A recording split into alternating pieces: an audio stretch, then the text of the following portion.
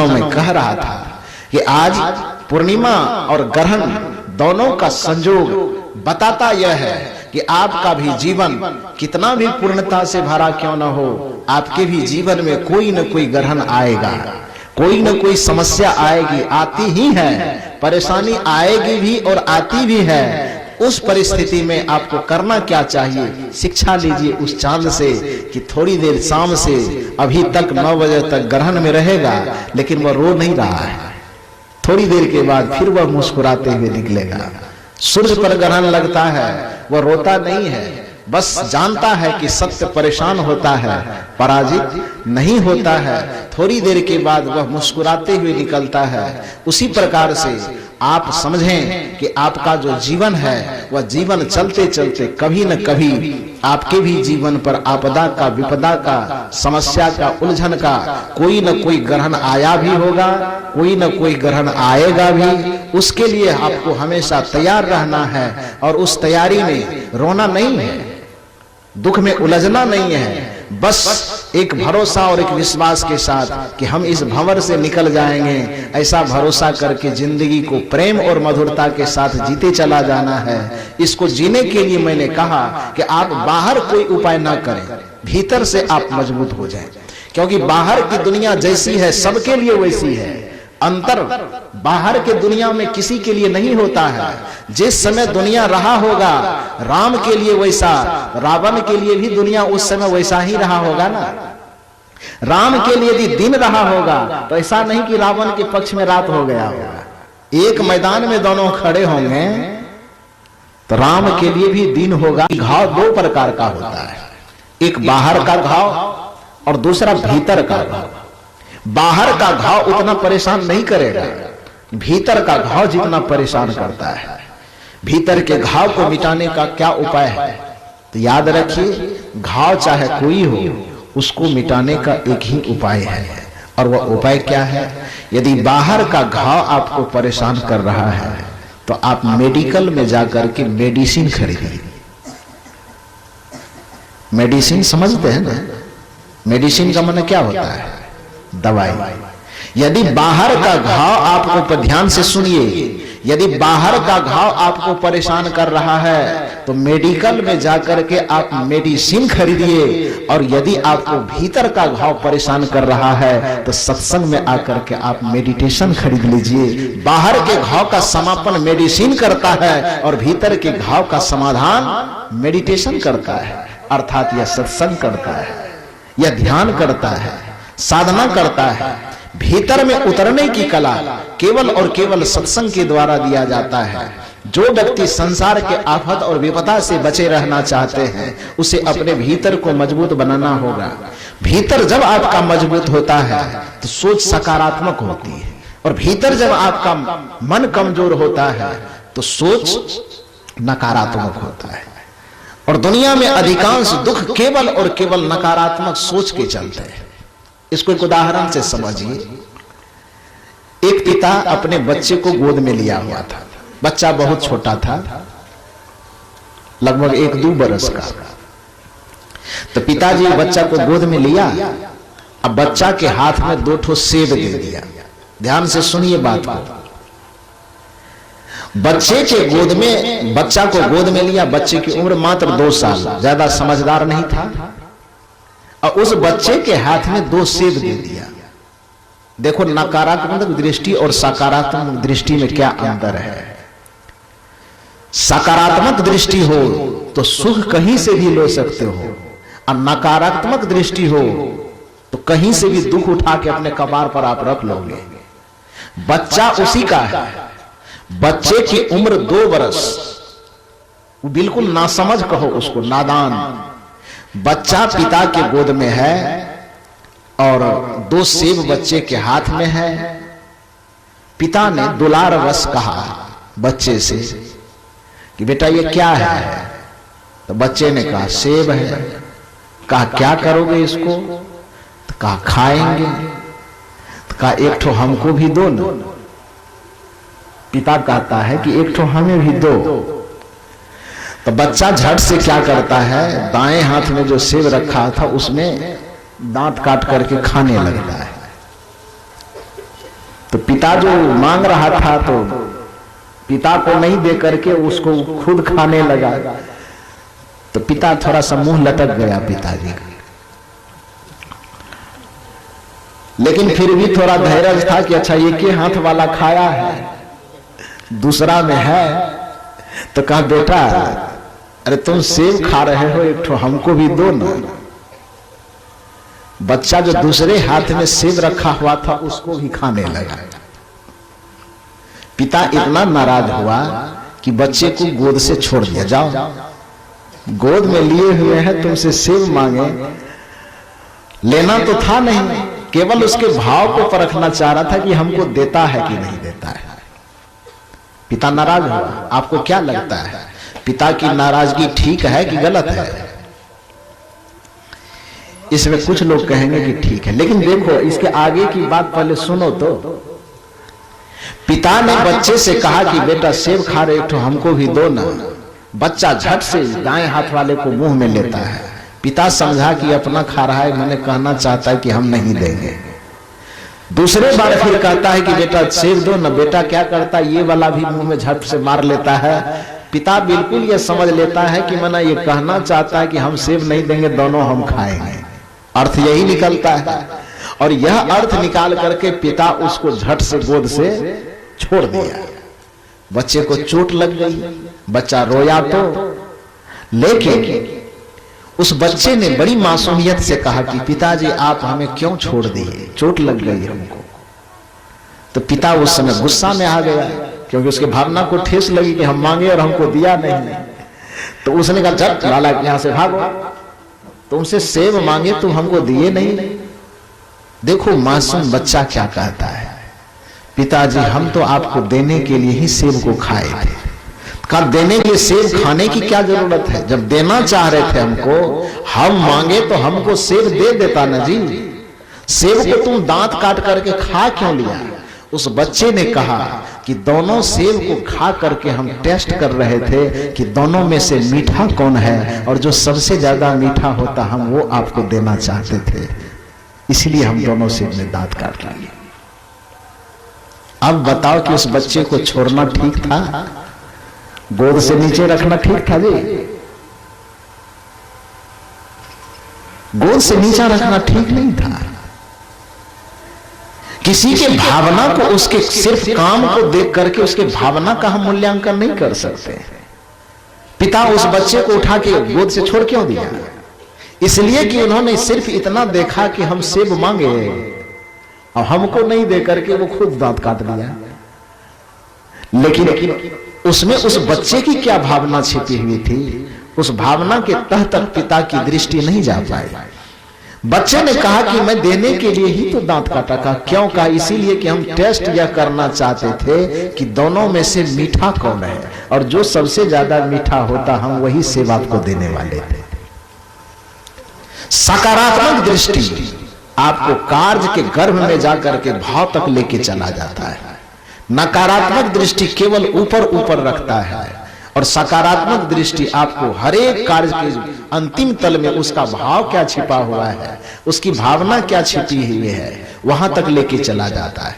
हम जिन लोगों के बीच में जी रहे होते हैं उसमें सबसे बड़ी समस्या यह आ जाती है कि जरा सा, अब पिता अपने बच्चे को डांटता है, बच्चा विद्यालय नहीं जाना चाहता है, पिताजी लाठी लेकर के उसके पीछे पड़े रहते हैं कि नहीं जाओगे तो बड़ी छड़ी लगेगी।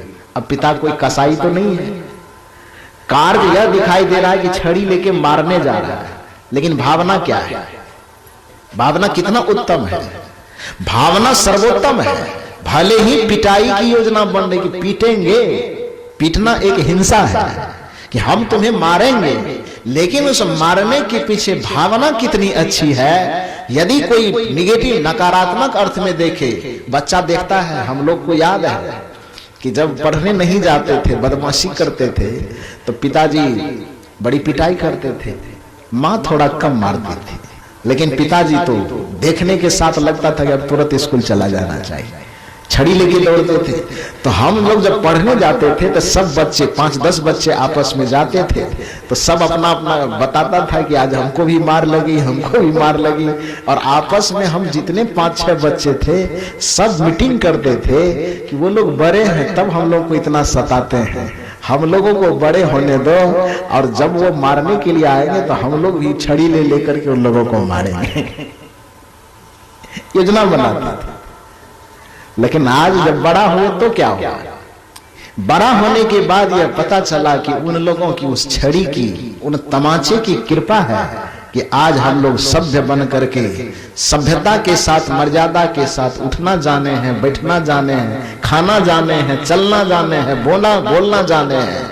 कदाचित उस समय यदि हम माता पिता के डांट न खाए होते, माता पिता के डंडे का डर हमें न दिखाया गया होता, तो आज हम और आप भी कहीं बह रहे होते, कहीं बहक रहे होते, कहीं भटक रहे होते। तो मार लगती है, लेकिन उस मार के पीछे भावना क्या छिपी हुई है? अभिप्राय यह है कि जब आप भीतर से मजबूत होते हैं, जब मेडिटेशन की दुनिया में आप जाते हैं, मेडिसिन तो आपके बाहर के रोगों का समापन करेगा, लेकिन भीतर के रोगों का समापन मेडिटेशन, जिसका अर्थ होता है ध्यान, जिसका अर्थ होता है साधना, जिसका अर्थ होता है भजन, जब आप मेडिटेशन की दुनिया में पहुंचते हैं तो आपके आंतरिक जगत का जो घाव है वह धीरे धीरे समाप्त होने लगता है। और जब घाव समाप्त हो गया तो सबसे पहला काम होता है कि आपका चेतना, आपकी सोच बड़ी सकारात्मक हो जाती है, पॉजिटिव। उसमें कार्य को कम देखते हैं, कार्य के पीछे की भावना को आप देखते हैं। बताओ कि दुनिया का कौन ऐसा पति होगा जो पत्नी का अहित चाहेगा?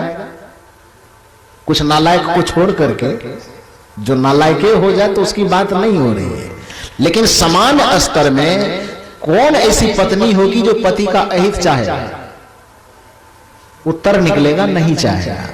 पत्नी को सोचना चाहिए कि दुनिया का कौन ऐसा पति होगा, नालायक जो है उसकी बात में नहीं करता, पति के तरफ से हो, पत्नी के तरफ से हो, भाई के तरफ से हो, और किसी के तरफ से हो, लेकिन जो समान रिश्ते में हैं, कौन ऐसा होगा? कौन ऐसे माँ बाप होंगे जो अपने बच्चे का दुश्मन होगा? और कौन ऐसा बच्चा होगा जो अपने माँ बाप का दुश्मन होगा? कोई किसी का दुश्मन नहीं है, कोई चीन वाला और पाकिस्तान वाला नहीं है, सब एक ही घर में, एक ही परिवार में, एक ही खून में जीने वाले, रहने खाने खेलने वाले सब सदस्य हैं। तो स्वाभाविक बात है कि हम दुश्मनी क्यों करेंगे? दुश्मनी हो क्यों जाती है? इसलिए कि केवल और केवल उनकी बात ही हमारे कान तक पहुंचती है, और उन बातों में यदि पॉजिटिव सोच हो जाए, सकारात्मक सोच हो जाए, तो उस भावना तक हम पहुंचेंगे, और परिणाम यह होगा कि विवाद कम होगा। विवाद नहीं, विवाद ज्यादा बढ़ने के कारण, यदि आपकी, मैंने कहा कि सोच सकारात्मक हो जाए तो विवाद नहीं होगा, और सोच नकारात्मक हो जाए तो तुरंत विवाद हो जाएगा।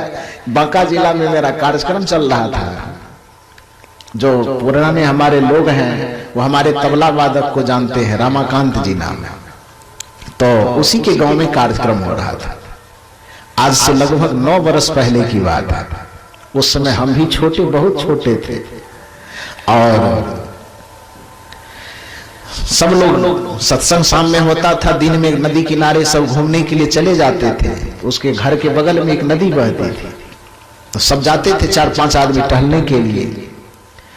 तो शाम के वक्त में जब सत्संग, अब 2 बजा, हम लोग नदी किनारे घूमने निकले, तो जब जिस रास्ते से जा रहे थे उसी रास्ते में एक पुल था, उस पुल पर हम लोग बैठ गए। तो शाम में लगभग उधर 3 बजे जब स्कूल में छुट्टी हुई होगी, तो विद्यालय से कुछ विद्यार्थी, छोटे छोटे बच्चे पढ़ करके साइकिल पर किताब कॉपी बांधे हुए उधर से आ रहा था। हम लोग सड़क पर, पुल पर बैठे हुए थे, बच्चे उधर से सड़क से आ रहे हैं, और उसी सड़क के किनारे में 2-4 बच्चा बकरी वगैरह चढ़ा रहा है। तो साइकिल पर जो बच्चा विद्यालय से आ रहा था, तो पूरे स्पीड में सब आ रहा था, किसी को होश भी नहीं था कि कॉपी कैसे है, कलम कैसे है, क्या है, नहीं है। तो उस पुल के करीब आते आते उसमें से एक विद्यार्थी का कॉपी गिर गया, कॉपी गिर गया। तो हम लोग चिल्लाए, रुको रुको रुको, तो रुका वो बच्चा, बकरी को चढ़ा रहा था, उसमें से एक को कहा, बुलाया गया, इधर आओ, ये लो कॉपी और जा करके उसको दौड़ करके दे आओ। तो बकरी चढ़ाने वाला बच्चा वो कॉपी लिया और साइकिल वहां खड़ा किया, गया उधर से दौड़ करके उसको दे दिया। जब दौड़ करके दिया तो चूंकि वो बच्चे शायद इंग्लिश मीडियम में पढ़ता होगा और वहां सिखाया जाता है बच्चों को कि कोई आपकी मदद करे तो उसको थैंक यू बोल दिया करो, कोई धन्यवाद बोलो, थैंक यू बोलो, माने उसका आभार स्वीकार करो। उस बच्चे को यह विद्यालय में सिखाया गया था कि कोई भी कोई मदद करे, थोड़ा सा हेल्प करे तो उसको थैंक यू बोलना चाहिए। वो साइकिल लेके खड़ा था, इसकी कॉपी गिर गई तो कॉपी जो बच्चा दौड़ करके गया देने के लिए उसको कॉपी दे दिया। कॉपी देने के बाद वो बच्चा बोलता, विद्यार्थी बोलता है, तुम मेरा कॉपी ला करके दिए, तुमको थैंक यू। लौट करके आया, मस्ती से आ गया, तो यहां जो बैठा था हमारे साथ में पुल पर, उसने कहा कि अरे क्या कहा तुमको? तो कहा कुछ नहीं, कॉपी दिए तो हमको बोला तुमको थैंक यू। तो हम लोगों के साथ में जो बैठा हुआ था एक उसमें कार्टून छेड़ने वाला आदमी था, उसने कहा कि अरे बाप रे बाप, तुमको थैंक यू कह दिया वो। तो कहा तो थैंक यू क्या होता है भैया, थैंक यू का मतलब क्या होता है? अरे बाप, दुनिया में जितना गाली गिरा हुआ होता है सबसे गिरा हुआ गाली है थैंक यू, वो तुमको दे दिया। शब्द को नहीं समझ रहा है उस बच्चे को। अभी छेड़ने वाला आदमी था मेरे साथ में ही, बगल में बैठा था, गांव का ही था। तो उसने उसको चिढ़ाने के लिए कहा कि बाप रे बाप, तुमको थैंक यू कह दिया। अरे बाप रे, इतना घिनौना गाली, बताओ बेचारा, एक तो कॉपी जा करके दिया उसको और ऊपर से इतना बड़ा गाली दे दिया, थैंक यू कह दिया। अब ये जैसे ही जाना कि थैंक यू कहने का मतलब गाली होता है, तो ये दौड़ करके जाता, रुक, साइकिल लेके कहां भाग रहा है, पहले रुको।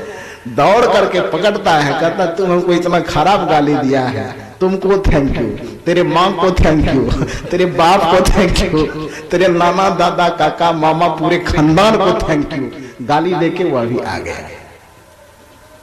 मतलब तू हमको गाली दिया है तो वो थैंक यू का मतलब नहीं जान रहा है। वो माँ बाप नाना दादा पूरे खानदान को थैंक यू बोल के, मतलब उसको सबको गाली दे करके हम आ गए, ये उसका सोच था। तो जिसकी सोच सकारात्मक नहीं जानने के कारण वो थैंक यू ही गाली बन गया, वो नहीं जान रहा उसके विषय में। लेकिन जो शब्द के पीछे छिपे भाव को जानता है, उसके लिए गाली भी कितना लाजवाब बना। इसको एक और उदाहरण से समझिए। एक पति पत्नी बहुत लाजवाब, बड़े अच्छे स्वभाव के, अच्छे विचारवान, लेकिन कभी कभी गलतफहमी हो जाती है तो अच्छे लोग भी थोड़ा बुरे बन जाते हैं। पति पत्नी इतने सत्संगी विचारधारा के थे, संस्कारवान थे, लेकिन एक दिन ऐसा हुआ कि कुछ नासमझी से पति और पत्नी में विवाद हो गया, थोड़ी बात पर। तो विवाद होने के बाद नोक झोंक होते होते होते होते पत्नी थोड़ा ज्यादा गर्मा गई, उसका टेम्परेचर थोड़ा ज्यादा बढ़ गया, ब्लड प्रेशर वाली होगी। तो जब ब्लड प्रेशर पूरे सर पे चढ़ गया तो आवेश में आकर के बोल दी पति को कि चुप चुप जानवर कहीं के। पति को जानवर कह दिया। पति को बहुत बुरा लगा। पति समझदार था, वो तुरंत वहां से कुछ बोला नहीं, तुरंत घर से निकल करके कहीं बाहर चला गया। ध्यान दो, क्रोध से बचना चाहते हैं तो ये एक बहुत बड़ा उपाय है। किसी भी आदमी क्रोध और आवेश की अवस्था में कोई आदमी आ जाए तो उसको तुरंत एक गिलास ठंडा पानी पी लेना चाहिए, यदि पास में मौजूद हो तो। और यदि पास में पानी मौजूद नहीं है तो दूसरा उपाय है कि एक आदमी वहां से हट करके 5-10 मिनट के लिए कहीं दूसरी जगह चला जाए। अब आवेश की अवस्था में एक आदमी कोई बात कह रहा है, अब उसके ऊपर में दूसरा आदमी फिर इधर से कोई बात कह दिया, फिर उधर से वो कह रहा है, इधर से, तो बातों का जब रगड़ चलता है एक दूसरे में तो फिर क्रोध घटने के बजाय वह क्रोध दहकते हुए आग का रूप ले लेता है। कबीर साहब ने इसीलिए कहा भी है, आवत गाली एक है पलटत हो य अनेक, कहा कबीर मत पलटिए रहे एक की एक। गाली अनेक कब बन जाती है? जब एक गाली उधर से आई और आप पलटने वाले हैं, उधर से आई आप पलट रहे हैं, एक आया दो, एक आया दो, इधर से उधर से भी आ रहा है, इधर से भी आ रहा है, तो दोनों तरफ से जब गालियों की बौछार हो जाती है तो फिर वहां कौन सी दुर्दशा होगी ये कहना मुश्किल है। आवत गाली एक है, पलटत हो या अनेक। कहीं कबीर मत पलटिए तो रहे एक की एक। एक ही रहेगा, वो बढ़ेगा नहीं। पति पत्नी में विवाद हुआ, आप में भी विवाद किसी के भी साथ हो तो दो काम करना। यदि घर में हो तो एक गिलास ठंडा पानी पी लेना, और यदि घर में नहीं हो, कदाचित पानी के पास में नहीं हो, तो दूसरा उपाय है कि मुंह मुंद करके वहां से केवल 5 मिनट के खातिर आप दूसरे जगह चले जाइए, उसके बाद फिर आकर के बातचीत कीजिए। ठीक उसी तरह से वो पति पत्नी दोनों समझदार तो थे, लेकिन किसी कारण बस आवेश में आई, और पत्नी इतनी ज्यादा आवेश में आ गई कि वो पति को कह दिया चुप जानवर कहीं के। पति समझ गया इसको बहुत ब्लड प्रेशर चढ़ गया है, और समझदारी दिखाते हुए वो वहां से थोड़ी देर के लिए निकल गया। निकल करके जैसे ही जाता है 5-7 मिनट के अंदर पत्नी का भी गुस्सा ठंडा हुआ। बाहर गया तो पति का भी गुस्सा ठंडा हुआ। पति मन में सोचता है ओह बड़ा गलत हो गया, आज मुझे जुबान नहीं ज्यादा लड़ाना चाहिए था। अफसोस कर रहा है पति उधर बैठ के, और पत्नी भी घर में दिमाग ठंडा हुआ तो घर में बैठे बैठे पत्नी भी अफसोस कर रही कि आहा बड़ा अपराध हो गया आज हमसे। जिस पति के लिए देव कहा जाता, रामचरितमानस कहती है एक ही धर्म एक व्रत नेमा, मन वच कर्म पति पद प्रेमा। रामचरितमानस की यह शिक्षा है कि किसी भी पत्नी के लिए सबसे बड़ा व्रत है, एक ही धर्म है, एक ही नियम है, एक ही व्रत है, और वह सबसे बड़ा व्रत है मन वच कर्म पति पद प्रेमा। अपने मन से, अपने वचन से, अपने आचरण से पति के चरण में अपने प्रेम को बना करके रखे। अब पति को भी यह चाहिए, केवल पत्नी के लिए व्रत नहीं है। जैसे पत्नी के लिए व्रत है कि मन से, वचन से, कर्म से पति का आदर करे, पति में प्रेम करे, तो पति का भी यह कर्तव्य है कि अपने मन से, वचन से, कर्म से पत्नी का सम्मान करे, पत्नी का आदर करे। ये दोनों का एक दूसरे के लिए पूजा है, दोनों का एक दूसरे के लिए महाव्रत है। यह चीज वह पत्नी समझ रही थी, और उसने मन ही मन अफसोस करना शुरू किया कि मुझसे बड़ा अपराध हो गया। जो मेरे लिए पूज्य है, जो मेरे लिए देवता है, उस देवता को आज मैंने आवेश में आकर के बड़ा भला बुरा कह दिया। आज जैसे ही वो घर आएंगे मैं तुरंत पैर पकड़ करके क्षमा मांग लूंगी कि मुझसे गलती हो गई, आप क्षमा कर दीजिए। पत्नी इधर ये सोच रही है, अब पति उधर सोच रहा है कि मुझसे बड़ा अपराध हो गया। क्या हुआ, आवेश में आ गई तो मुझे थोड़ा देर शांत रहना चाहिए, मुझे जुबान नहीं लड़ाना चाहिए। हम भी जाएंगे तो माफी मांग लेंगे कि गलती हो गई भाई, क्षमा करो। पति उधर माफी मांगने की बात सोच रहा है, पत्नी इधर माफी मांगने की बात सोच रही है। 10 मिनट के बाद अचानक पति उधर से आता है। पति के कहने के पहले ही पत्नी आती है और झट से पैर को पकड़ लेती है कि मुझसे भूल हो गई, मैंने गलत कह दिया, क्षमा कर दीजिए। पत्नी मुस्कुराते हुए कहता है कि पगली गलत क्या हुआ, तूने क्या गलत कहा, कुछ तो गलत नहीं कहा, किस बात पर तुमको अफसोस है। तो पत्नी हंसते हंसते कही कि अब भूल से मुंह से निकल गया तो दोबारा फिर बुलवाना क्यों चाहते हैं, मत बुलवाइए, क्या कहे नहीं कहे। पति ने कहा कि नहीं बोलो, तुम किस बात से अफसोस करती हो। तो पत्नी सर झुका के कहती वही जानवर कह दिया ना आपको। तो पति ने कहा कि जानवर कहा तो इसमें गलत क्या कहा, हकीकत तो है। हम ही क्या, दुनिया के हर एक पति अपने पत्नी के लिए जानवर है। कहा कैसे, पत्नी के लिए पति जानवर क्यों हो जाएगा भाई। कहा और कोई जानवर बने कि ना बने, लेकिन हम तो तुम्हारा जानवर हैं और जानवर ही रहेंगे।